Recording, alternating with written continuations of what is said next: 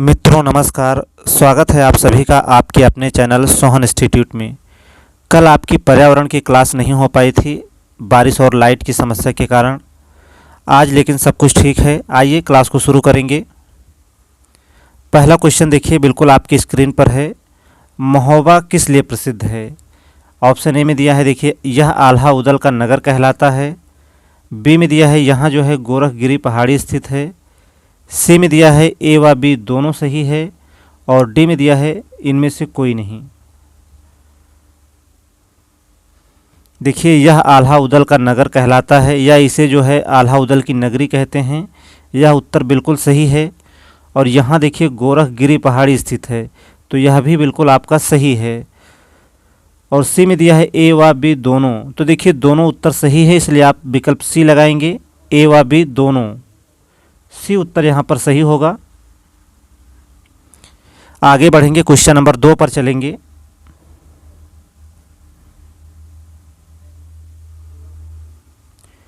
Question number 2 देखिए, सत्य कथन बताएं। ऑप्शन ए में दिया है कि समसपुर पक्षी विहार जो है रायबरेली में है। बी में दिया है इंदिरा गांधी राष्ट्रीय उड़ान जो है लखनऊ में है। देखिए यह बी विकल्प है। और सी में दिया है ए सत्य है, बी असत्य है। डी में दिया है दोनों असत्य है। चलिए सही उत्तर करें आप सभी।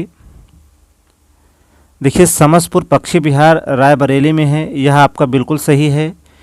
इंदिरा गांधी राष्ट्रीय उड़ान देखिए लखनऊ में नहीं है, बल्कि यह जो है रायबरेली में है, तो देखिए यह हमारा उत्तर नहीं होगा। और सी में दिया है ए सत्य है, बी असत्य है, तो बिल्कुल यही आप लगाएंगे विकल्प सी। समसपुर पक्षी विहार जो है रायबरेली में है। सी उत्तर यहाँ पर सही होगा। ए सत्य है और बी असत्य है। आगे बढ़ेंगे।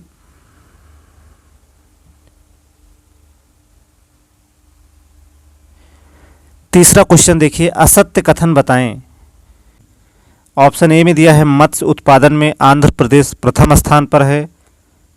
बी विकल्प में दिया है मत्स्य उत्पादन में पश्चिम बंगाल जो है दूसरे स्थान पर है। सी विकल्प में दिया है मत्स्य उत्पादन में उत्तर प्रदेश जो है चौथे स्थान पर है। और डी में दिया है उपरोक्त तो तीनों असत्य है। चलिए आपको असत्य विकल्प बताना है। देखिए ऑप्शन ए में दिया है मत्स्य उत्पादन में आंध्र प्रदेश प्रथम स्थान पर है, यह बिल्कुल सही जवाब है। और बी में देखिए दिया है मत्स्य उत्पादन में पश्चिम बंगाल दूसरे स्थान पर है, यह भी आपका बिल्कुल सही दिया हुआ है। और सी विकल्प में दिया है मत्स्य उत्पादन में जो है उत्तर प्रदेश चौथे स्थान पर है, तो देखिए उत्तर प्रदेश देखिए चौथे स्थान पर नहीं बल्कि तीसरे स्थान पर है, तो यह हमारा उत्तर जो है गलत हो जाएगा। लेकिन यहाँ आपसे गलत विकल्प ही पूछ रहा था, तो देखिए सी विकल्प जो है आपका सही हो जाएगा, क्योंकि इसमें जो है असत्य कथन आपको बताना था, तो जो सही है वह हमारा उत्तर नहीं होगा। चलिए विकल्प सी यहाँ पर सही होगा। मत्स्य उत्पादन में जो है उत्तर प्रदेश चौथे स्थान पर नहीं बल्कि तीसरे स्थान पर है। अगले क्वेश्चन पर चलेंगे।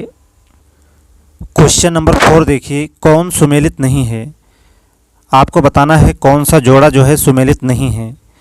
ऑप्शन ए में दिया है पृथ्वी दिवस 22 अप्रैल को मनाया जाता है। बी में दिया है जल दिवस 22 मार्च को मनाया जाता है।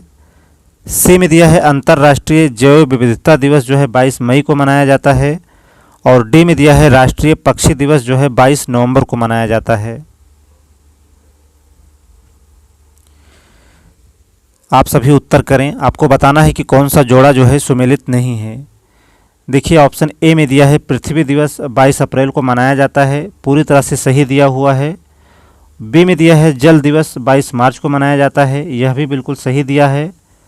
सी में दिया है अंतर्राष्ट्रीय जैव विविधता दिवस जो है 22 मई को मनाया जाता है, यह भी जो है पूरी तरह से सही है। और डी में दिया है राष्ट्रीय पक्षी दिवस जो है 22 नवंबर को मनाया जाता है, तो देखिए राष्ट्रीय पक्षी दिवस जो है 22 नवंबर को नहीं बल्कि 12 नवंबर को मनाया जाता है। सलीम अली जो है पक्षी विशेषज्ञ हैं, इन्हीं के जन्म दिवस पर जो है राष्ट्रीय पक्षी दिवस मनाया जाता है। आपका सही जवाब होगा ऑप्शन नंबर डी। कौन सा जोड़ा सुमेलित नहीं है? तो ऑप्शन डी जो है सुमेलित नहीं है। राष्ट्रीय पक्षी दिवस जो है 22 नवंबर को नहीं बल्कि 12 नवंबर को मनाया जाता है।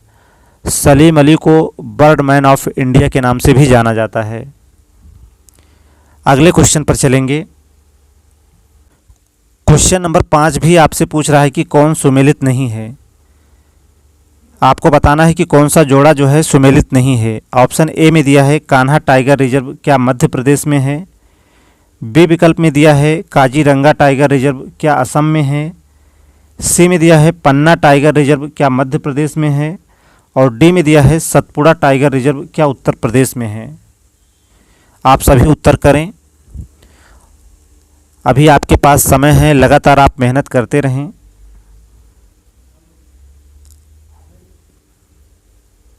देखिए कान्हा टाइगर रिजर्व जो है मध्य प्रदेश में है, बिल्कुल सही दिया हुआ है।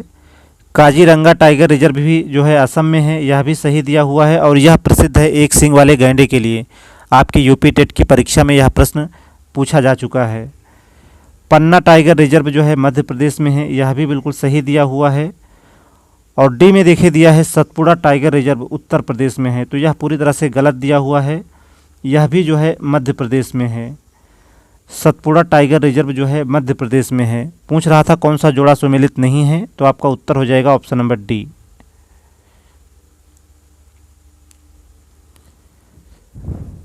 चलें आगे बढ़ेंगे। क्वेश्चन नंबर 6 देखिए, किस वर्णक के कारण जो है गाजर का रंग गाजरी होता है। ऑप्शन ए में दिया है लाइकोपीन के कारण, बी में दिया है क्लोरोफिल के कारण, सी में दिया है कैरोटीन के कारण और डी में दिया है इनमें से कोई नहीं। देखिए लाइकोपीन के कारण जो है टमाटर का रंग लाल होता है और हरे पौधे जो है हरे होते हैं क्लोरोफिल के कारण। पूछ रहा है किस वर्णक के कारण जो है गाजर का रंग गाजरी होता है, तो आपका उत्तर होगा कैरोटीन के कारण। किस वर्णक के कारण गाजर का रंग गाजरी होता है, तो आपका उत्तर होगा कैरोटीन के कारण। क्वेश्चन नंबर 6 का सही उत्तर होगा ऑप्शन नंबर सी। आगे बढ़ेंगे, क्वेश्चन नंबर 7 पर चलेंगे। दुग्ध ग्रंथियों को दुग्ध स्राव के लिए कौन प्रेरित करता है। Thyroxine hormone, adrenaline hormone, parathormone hormone या फिर प्रोलैक्टिन हार्मोन। देखिए थायरॉक्सिन हार्मोन जो है थायराइड को नियंत्रित करता है और एड्रेनलिन हार्मोन जो है तनाव एवं गुस्से को नियंत्रित करता है। और पैराथार्मोन जो हार्मोन है यह कैल्शियम के स्तर को नियंत्रित करता है। जबकि दुग्ध ग्रंथियों को दुग्ध स्राव के लिए कौन प्रेरित करता है, तो आपका उत्तर हो जाएगा option number D prolactin hormone.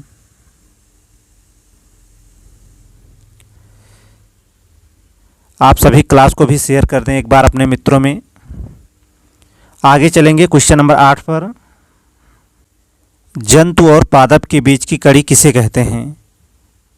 Amoeba को, हाइड्रा को, उपर्युक्त दोनों या फिर युगलीना को।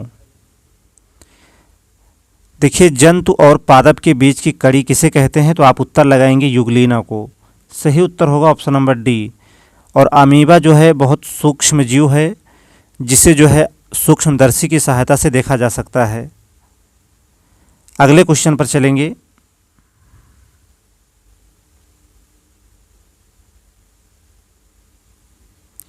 क्वेश्चन नंबर 9 देखिए, उत्तरी अमेरिका की सबसे ऊंची चोटी कौन सी है।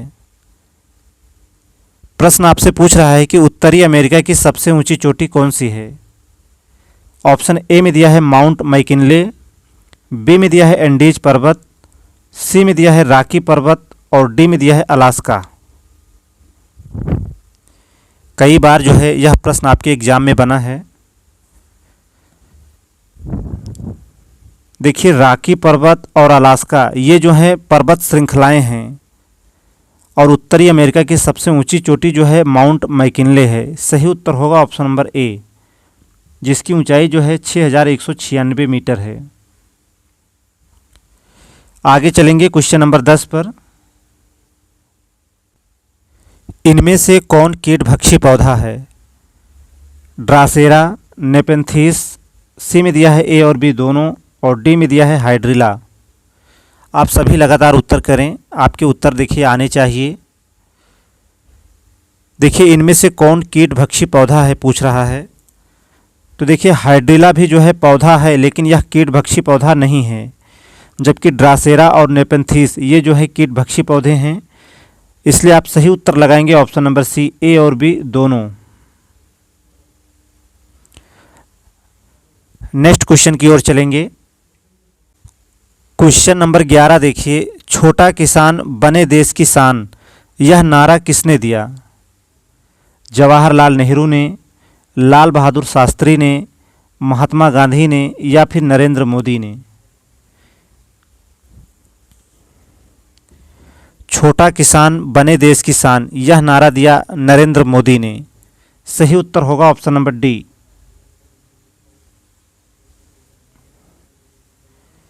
अगले क्वेश्चन की तरफ चलेंगे।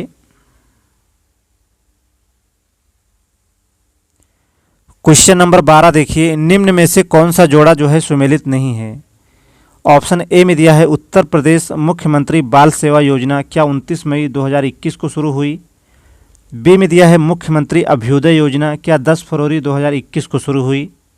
सी में दिया है उपरोक्त दोनों और डी में दिया है दोनों नहीं। आपको बताना है कि कौन सा जोड़ा जो है सुमेलित है। देखिए, उत्तर प्रदेश मुख्यमंत्री बाल सेवा योजना शुरू की गई 29 मई 2021 को और मुख्यमंत्री अभ्युदय योजना की शुरुआत हुई 10 फरवरी 2021 को। तो देखिए, दोनों ही उत्तर सही हैं, इसलिए आप सही उत्तर लगाएंगे ऑप्शन नंबर सी, उपरोक्त दोनों।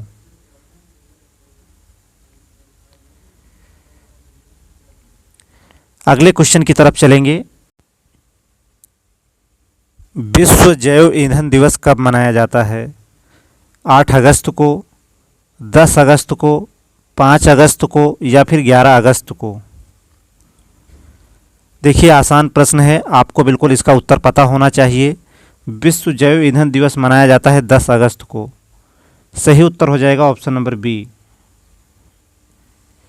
देखिए, आप सभी लगातार जो हैं प्रैक्टिसेस को रिवाइज करिए और लगातार अभ्यास आप सभी करते रहें, क्योंकि देखिए पिछली सुपर टेट की जब भर्ती हुई थी तो 40 दिन के भीतर जो है भर्ती को पूरा करा लिया गया था।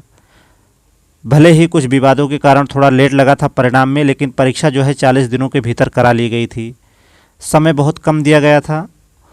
तो उसी प्रकार से हो सकता है इस बार भी जब भी भर्ती आएगी अचानक आएगी, आप लगातार मेहनत करेंगे तो कहीं ना कहीं आपको पछताना नहीं पड़ेगा। आइए अगले क्वेश्चन पर चलेंगे।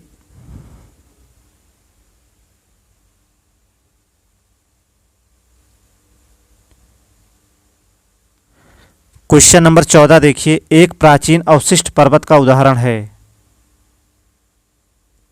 ऑप्शन ए में दिया है किलिमंजारो, बी में दिया है कोटापैक्सी, सी में दिया है सतपुड़ा और डी में दिया है अरावली। देखिए, प्राचीन अवशिष्ट पर्वत का उदाहरण है अरावली। सही उत्तर हो जाएगा ऑप्शन नंबर डी। कवकों की कोशिका भित्ति किससे बनी होती है? ग्लाइकोजन से, प्रोटीन से, काइटिन से या फिर सेलुलोज की? देखिए, कवकों की कोशिका भित्ति जो है बनी होती है काइटिन की। सही उत्तर होगा ऑप्शन नंबर सी। आगे बढ़ेंगे। मलेरिया की दवा कुनैन किस वृक्ष से प्राप्त की जाती है? साइकस से, सिनकोना से, नीम से या फिर तुलसी से? मलेरिया की दवा कुनैन जो है किस वृक्ष से प्राप्त की जाती है? तो आपका उत्तर होगा सिनकोना वृक्ष से। सही उत्तर होगा ऑप्शन नंबर बी। पूछा गया प्रश्न है, कई बार जो है एग्जाम में जो है रिपीट हुआ है यह क्वेश्चन। अगले क्वेश्चन की ओर चलेंगे। डीएनए और आरएनए किस प्रकार की शर्करा है? हेक्सोज शर्करा, पेंटोज शर्करा, सी में दिया है ए और बी दोनों सही है और डी में दिया है इनमें से कोई नहीं।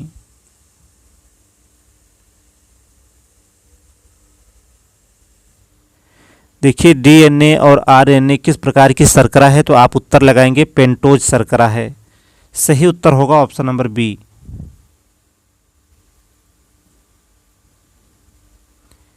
अगले क्वेश्चन पर चलेंगे।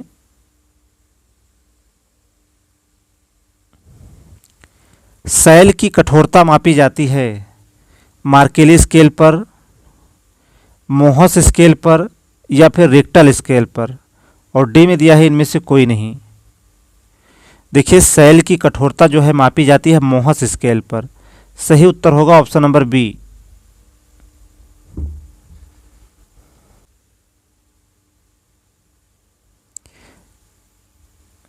गेसर का संबंध है भूकंप से, सूखा से, बाढ़ से या फिर ज्वालामुखी से। आपको बताना है कि गेसर का संबंध किससे है, भूकंप से, सूखा से, बाढ़ से या फिर ज्वालामुखी से। देखिए गेसर का संबंध है ज्वालामुखी से। सही उत्तर होगा option number D.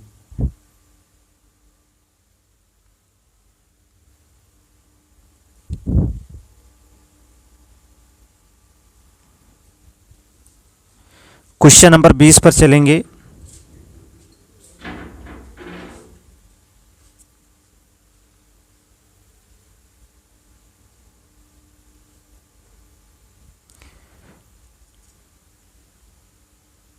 Question number 20 देखेंगे, वैकल्पिक ऊर्जा एवं शोध व विकास केंद्र उत्तर प्रदेश के किस नगर में स्थित है। ऑप्शन ए में दिया है चिन्हट लखनऊ में, बी में दिया है सारनाथ वाराणसी में, सी में दिया है पनकी कानपुर में और डी में दिया है इज्जत नगर बरेली में। आपको बताना है कि वैकल्पिक ऊर्जा एवं शोध व विकास केंद्र जो है उत्तर प्रदेश के किस नगर में स्थित है। देखिए इसका सही जवाब हो जाएगा ऑप्शन नंबर ए चिन्हट लखनऊ में।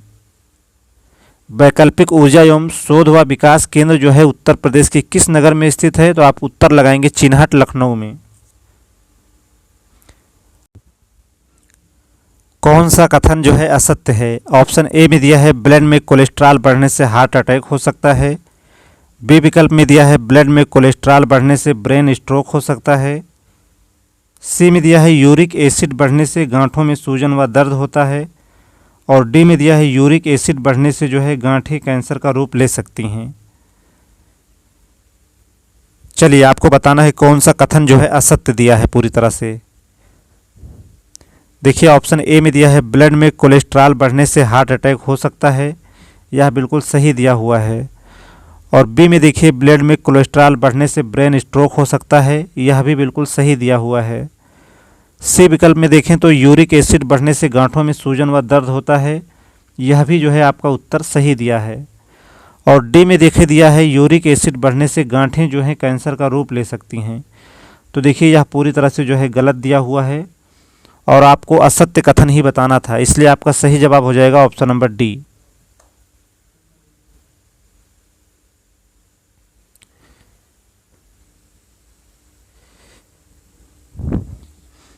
चलें नेक्स्ट क्वेश्चन पर चलेंगे। देखिए और भी क्वेश्चंस हैं, आप लगातार जो है सेशन में बने रहें, आगे और भी महत्वपूर्ण क्वेश्चन अभी आने वाले हैं। क्वेश्चन नंबर 22 देखिए, पश्चिमी घाट और पूर्वी घाट का मिलन बिंदु है नीलगिरी की पहाड़ी, अन्नामलाई की पहाड़ी, कार्डमम पहाड़ी या फिर पालिनी पहाड़ी। देखिए पश्चिमी घाट और पूर्वी घाट का मिलन बिंदु है नीलगिरी पहाड़ी। सही उत्तर होगा ऑप्शन नंबर ए। देखिए पश्चिमी घाट और पूर्वी घाट का मिलन बिंदु है नीलगिरी पहाड़ी और यह जो है 3 राज्यों में तमिलनाडु, केरल और आंध्र प्रदेश में जो है विस्तृत है। चलिए क्वेश्चन नंबर 23 पर चलेंगे। क्षेत्रफल की दृष्टि से उत्तर प्रदेश का सबसे छोटा जिला कौन सा है। देखिए यह प्रश्न आपके उत्तर प्रदेश विशेष से बना है। क्षेत्रफल की दृष्टि से उत्तर प्रदेश का सबसे छोटा जिला कौन सा है। बलिया है, वाराणसी है, अलीगढ़ है या फिर संत रविदास नगर। तो बिल्कुल देखिए क्षेत्रफल की दृष्टि से उत्तर प्रदेश का सबसे छोटा जिला कौन सा है, तो आपका उत्तर होगा संत रविदास नगर या भदोही।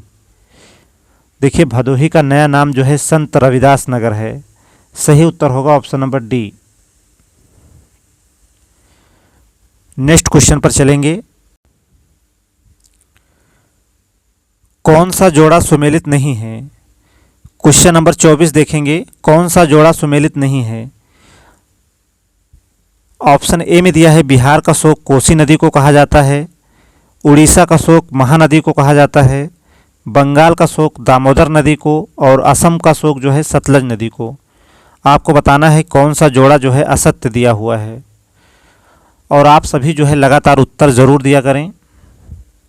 देखिए बिहार का शोक जो है कोसी नदी को कहा जाता है, उड़ीसा का शोक महानदी को, और बंगाल का शोक जो है दामोदर नदी को कहा जाता है। असम का शोक देखिए सतलज नदी को नहीं कहा जाता बल्कि ब्रह्मपुत्र नदी को कहा जाता है। इसलिए आपका सही उत्तर हो जाएगा ऑप्शन नंबर डी, यही जो है सुमेलित नहीं है।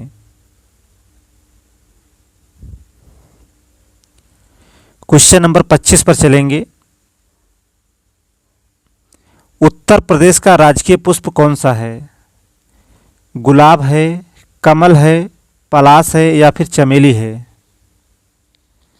देखिए जो लोग कमल लगाने की सोच रहे हैं उनका उत्तर जो है पूरी तरह से गलत हो जाएगा। उत्तर प्रदेश का राजकीय पुष्प है पलाश। सही उत्तर होगा option number C. Uttar Pradesh विशेष से लिया गया यह प्रश्न है। उत्तर प्रदेश का राजकीय पुष्प जो है पलाश है। नेक्स्ट क्वेश्चन पर चलेंगे। स्टोन कैंसर होता है कार्बन मोनोऑक्साइड से, बी में दिया है सल्फर डाइऑक्साइड से, सी में दिया है उपयुक्त दोनों और डी में दिया है इनमें से कोई नहीं। स्टोन कैंसर होता है, आपको बताना है कि स्टोन कैंसर जो है किससे होता है। तो देखिए इसका सही उत्तर होगा option number B, sulphur dioxide से जो है स्टोन कैंसर होता है। और सल्फर डाइऑक्साइड को जो है क्रैकिंग गैस के नाम से भी जाना जाता है। सही उत्तर होगा ऑप्शन नंबर बी। आगे चलेंगे नेक्स्ट क्वेश्चन पर। क्वेश्चन नंबर 27 देखेंगे। किस नदी का उद्गम भारत में नहीं है? सिंधु नदी, ब्रह्मपुत्र, सतलज या फिर दामोदर? आपको बताना है कि किस नदी का उद्गम जो है भारत में नहीं है। देखिए यहाँ किस नदी का उद्गम भारत में है आपसे पूछ रहा है, नहीं आप काट देंगे। चलिए आपको बताना है किस नदी का उद्गम जो है भारत में है। सिंधु, ब्रह्मपुत्र, सतलज या फिर दामोदर? देखिए सिंधु नदी और ब्रह्मपुत्र ये दोनों नदियाँ आती हैं मानसरोवर झील के निकट से, और सतलज नदी का जो है उद्गम है राकसताल झील से, और दामोदर नदी निकलती है छोटा नागपुर पठार से। सही उत्तर होगा ऑप्शन नंबर डी। किस नदी का उद्गम जो है भारत में है, तो आप उत्तर लगाएंगे दामोदर नदी। क्वेश्चन नंबर 27 का सही उत्तर हो जाएगा option number D. Question number 28 देखेंगे। कौन सा कथन सत्य नहीं है? ऑप्शन ए में दिया है भारत को 4 भूकंप जोन में बांटा गया है, बी विकल्प में दिया है भूकंप की 3 प्रकार की तरंगें होती हैं, सी में दिया है भूकंप का मापन मार्केली पैमाने पर किया जाता है, और डी में दिया है यह तरंगें जो हैं सबसे विनाशकारी होती हैं। देखिए भूकंप को 4 भूकंप जोन में, भारत को जो है 4 भूकंप जोन में बांटा गया है, पूरी तरह से सही है। भूकंप की 3 प्रकार की तरंगें होती हैं, बिल्कुल सही दिया है। भूकंप का मापन जो है मार्केली पैमाने पर किया जाता है, तो यह भी सही है। और देखिए यह तरंगें सबसे विनाशकारी होती हैं, तो यह जो है गलत दिया हुआ है। तो देखिए जो सही है वह हमारा उत्तर नहीं होगा, क्योंकि यहाँ आपसे पूछ रहा था कि कौन सा कथन जो है सत्य नहीं है। तो ऑप्शन डी जो दिया है यहाँ पर सत्य नहीं है। यह तरंगें जो है सबसे विनाशकारी होती हैं, यह जो है गलत दिया हुआ है। सही उत्तर होगा ऑप्शन नंबर डी। चलिए आगे बढ़ेंगे। क्वेश्चन नंबर 29 पर चलेंगे।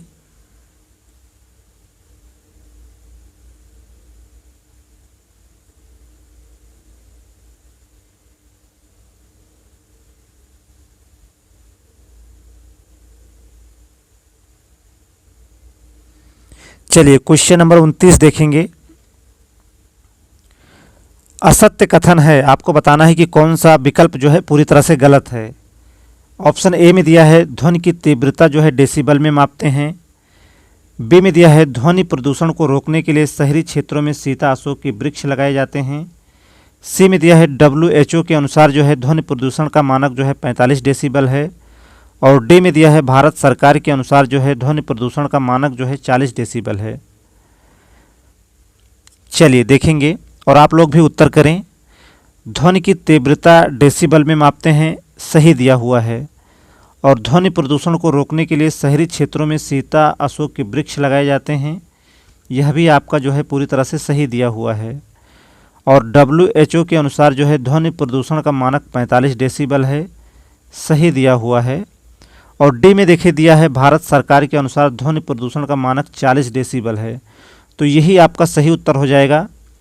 आपको बताना था कौन सा कथन असत्य है, तो ऑप्शन डी आप लगाएंगे, क्योंकि भारत सरकार के अनुसार ध्वनि प्रदूषण का मानक जो है 40 डेसिबल नहीं बल्कि 60 डेसिबल है। सही उत्तर होगा option number D. Question number 30 पर चलेंगे और आज का यह अंतिम प्रश्न होगा, जल प्रदूषण मापने की इकाई क्या है? COD, BOD, DOD या फिर डेसिबल? देखिए, जल प्रदूषण मापने की इकाई है BOD, बायोलॉजिकल ऑक्सीजन डिमांड। सही उत्तर होगा ऑप्शन नंबर बी। चलिए, 30 महत्वपूर्ण क्वेश्चन थे। आपने इन 30 प्रश्नों में कितने उत्तर सही किए, कमेंट करके आप लोग ज़रूर बताएं। और सेशन यदि आपको पसंद आया तो क्लास को अपने मित्रों में शेयर करें, और जो मित्र नए हैं चैनल पर, चैनल को सब्सक्राइब कर लें। सभी लोग जो है क्लास को ज़्यादा से ज़्यादा अपने मित्रों में ज़रूर शेयर किया करें। आज का सेशन यहीं तक, मिलते हैं कल किसी और प्रैक्टिस के साथ।